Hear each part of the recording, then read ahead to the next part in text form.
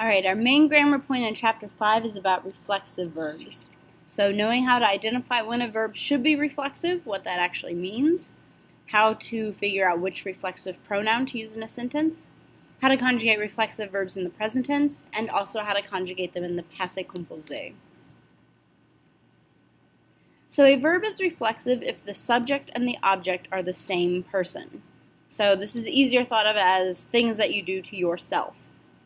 So for example, if we have the sentence, I am washing my hair, this is going to be reflexive because I and my hair are all part of the same person. You are washing your own hair. Your hair belongs to you. It's part of you. The whole sentence is about you. That makes it reflexive.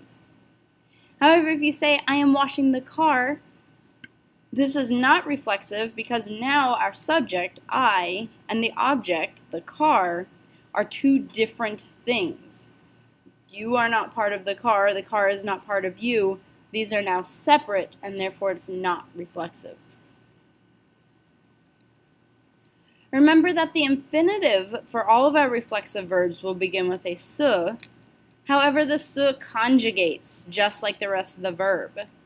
Okay, so, je, se will turn into me. For tu, se turns into te. For il, elle, and on, keep the se. For nous, se turns into nous. Yes, we double. For vous, se turns into vous. Again, yes, we double these. That's correct. And il and elle, we keep the se. You'll be tested on this in two different ways. So you'll be expected to know if a sentence is reflexive, and if it is, you'll be expected to know which reflexive pronoun to include in it. So we have the example sentence. The correct sentence is Je me lave les cheveux. On the final exam, this could appear as Je blank lave les cheveux.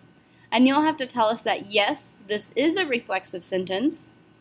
And you'll have to tell us that we have to use the pronoun me here. We know both of those things because je and les cheveux are part of the same person. Okay, so I and my hair is part of me, so it's reflexive. And we know that we have to use the me because that's the conjugation that matches je. Remember that when discussing things done to yourself, we'll use a definite article and not the possessive in order to describe the body parts. So you'll see sentences like that last one that say Je me lave les cheveux. That's because to use the possessive here is redundant in French. The me is already saying that the entire object is a part of yourself. So it would be somewhat similar to saying, I wash myself my own hair. We already know that it's part of you. You already told us with the me. So we don't have to say, Je me lave mes cheveux. That's not going to happen. If you see a pronoun and then a body part, we're going to go ahead and assume that unless there's a different subject or a different possessive in front of that object, that it belongs to whoever the subject was.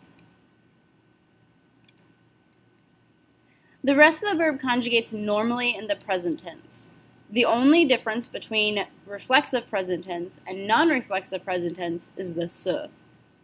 So ER verbs conjugate the same way. Drop the ER, add E, ES, E, ONS, EZ, ENT. IR verbs conjugate the same way. Drop the IR, add IS, IS, IT, ISSONS, ISSEZ, ISSENT. And RE verbs conjugate the same way. Drop the RE, add SS nothing, ONS, EZ, ENT. However, remember we do have one vocabulary phrase in this unit that adds an accent only in the boot, and this is se lever. The non-reflexive form lever also does this, okay, but we have to keep that in the se lever because there's no difference between the reflexive and non-reflexive present tense except for the se. So we'll have je me lève, tu te lèves, il et l'on se lève. Nous nous lèvons, vous vous levez, il, elle se lève.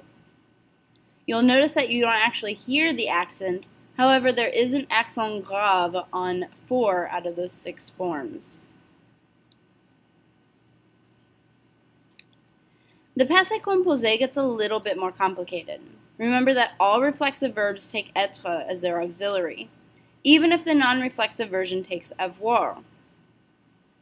Te and se therefore contract into T apostrophe and S apostrophe, but only in the singular. Okay, so for example, tu t'es lavé and il s'est lavé. However, it's important to note that this only happens in the singular, because remember, our il and elle pluriel form of être is sont. On, with the ONT, is the avoir. Okay, so in the plural, it'll be ils se sont, elles se sont. It's only in the singular where it contracts into se. The formation of the past participle does not change. So ER verbs drop the ER at EX ont aigu, IR verbs drop the IR at I, and RE verbs drop the RE and add U, and any irregulars keep the irregular.